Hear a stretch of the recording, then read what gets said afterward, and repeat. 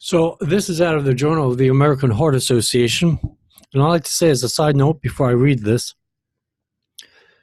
decades ago when the American Heart Association talked against combustible cigarettes, vapors now have absolutely no problem with the American Heart Association condemning combustible cigarettes. But the moment the American Heart Association comes after vaping and speaks about studies and assessments and things of that nature, all of a sudden they have a bias. And I call absolute bullshit on that. So this comes out of the Journal of the American Heart Association. Electronic cigarette use and myocardial infarction or something, infarction, I don't know, among adults in the U.S. population assessment of tobacco and health. And it's by, you see it on the page, and Stanton Glantz. I know you hate Stanton Glantz, but I don't give a shit. Then don't watch the fucking video and unsubscribe for my fucking ass. I'm going to shove this fucking information down your throat whether you like it or not. You don't like it? Switch off the fucking video. There's one thing I want to get down to. There's one main section right here. And they give a slew of footnotes that we're going to turn to, because I don't want to hear from you fucking assholes out there that Stanton Glantz hates us and is against us and all this. For decades, Stanton Glantz was talking against combustible cigarettes. That's okay. No problem with that, right, guys? But the moment he comes after vaping, all of a sudden there's a problem with that. I call bullshit on that. I call a bias. So here we go with these footnotes. And a lot of these studies and assessments I have spoken to in the past. Cardiovascular disease is the leading cause of death in the United States, and tobacco smoking is a major modifiable risk factor for cardiovascular disease, including, and you see it, some of these words I won't be able to pronounce.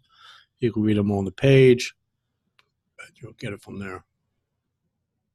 The risk of blank is 2 to 5-fold higher among young smokers compared with never smokers, with a non-linear dose-response curve with even the low levels of exposure associated with smoking a single cigarette a day or breathing secondhand smoke conferring substantial risk. So if you go down to the footnotes, I know you have no problem with that. And this is Stanton Glantz, along with his co-author, actually wrote that. All of a sudden, you like Glantz because he's talking against combustible cigarettes. But when we get into the e-cigarettes or vapor products, all of a sudden you're against them.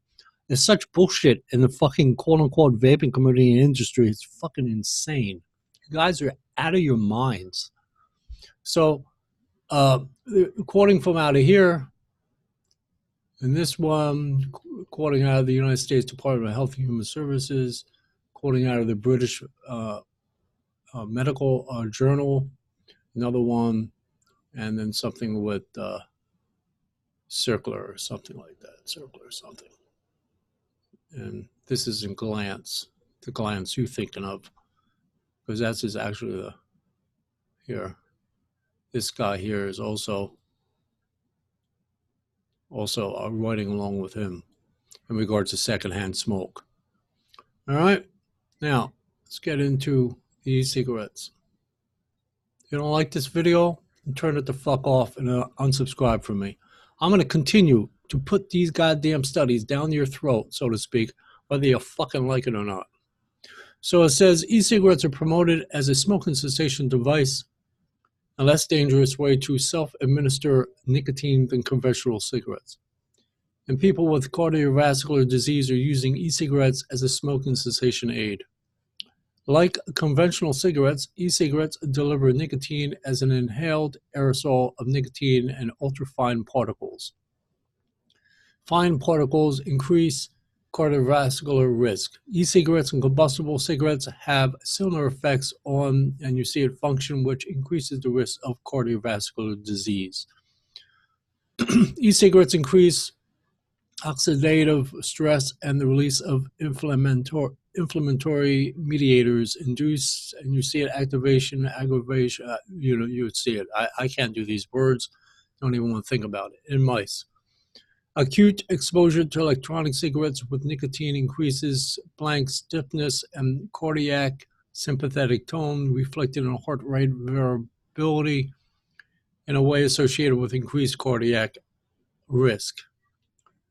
Nevertheless, the 2018 National Academies of Science, Engineering, and Medicine report Public Health Consequences of E-Cigarettes observed that there are no epidemiological studies evaluating clinical outcomes such as coronary heart disease.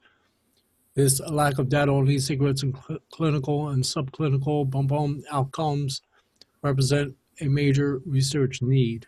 Since then, two studies, one using data from the National Health Interview Survey and another using data from the Behavioral Risk Factors Surveillance Survey, found cross-sectional associations between e-cigarette use and having had among daily e-cigarette users controlling for cigarette smoking and other risk factors. And then you read it, and then you read it some more. Anyway, let's go down to the footnotes. I will put this particular study or this particular article under the video. I know you won't read it because Stanton Glantz wrote it along with his co-author, but if you so happen to be able to handle reality, maybe you will be able to do it, or just live in the ignorance is bliss mode. So you have annual review public health, then the Journal of American Heart Association, environmental pollution, and then the circulation. These are all like doctors and shit, understand? I know you guys out there are no doctors. I'm certainly not a doctor, but I know as a fact that what I'm putting into my lungs is not good for me. But like I say, I'm 60 years old, so I have hardly anything to lose. But someone that's starting off vaping at 20 years of age, they ought to be very concerned about their health in the next 20 years. So all these are studies, and whatever they're doing here, when you see it all. In other words, it's not just Stanton Glantz. It's not just in his own words. There are actual studies. There are actual journals speaking to it, meetings, all kinds of goodies involved here.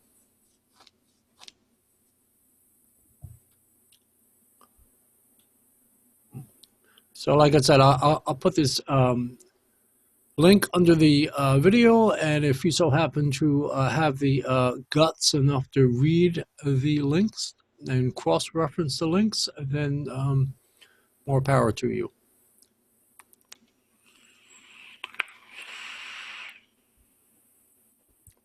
I just want to share that with you.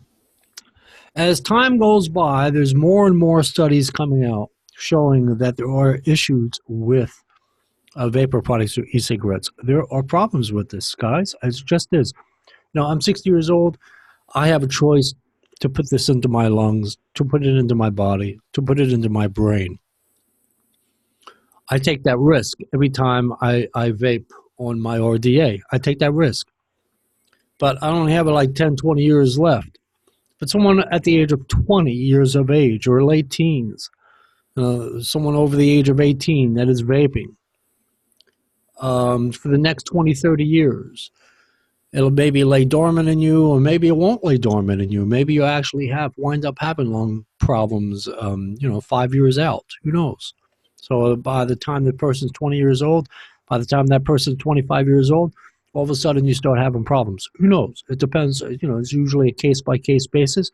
But nevertheless, on the overall, I would say a good 10 to 20, maybe even 30 years, you'll start to see problems. You have these fucking assholes like Grim Green and Phil Porzotto and Vaping Greek. Like, I've been vaping since April 2011. I still have phlegm and I still have coughing. Yeah, I still have that. Not as much as I had it as when I had combustible cigarettes, but I still get that. I still have that when I vape. Phil, Dimitri, Nick, and the rest of these assholes won't ever admit that to you. They won't ever tell you. Why? Because they're selling a goddamn product to you, for one thing. But no vapor will ever admit that they have a cough, they have some phlegm, maybe they have maybe they're breathing improperly, whatever have you. Because you'll say, well, it's because of the combustible cigarettes I smoked 10 years ago, or 5 years ago, or 3 years ago, or whatever the hell. It's all bullshit. You'll see. I won't live that long. I mean, I'm not, I like to live till I'm 90 or 100, but I doubt that very much.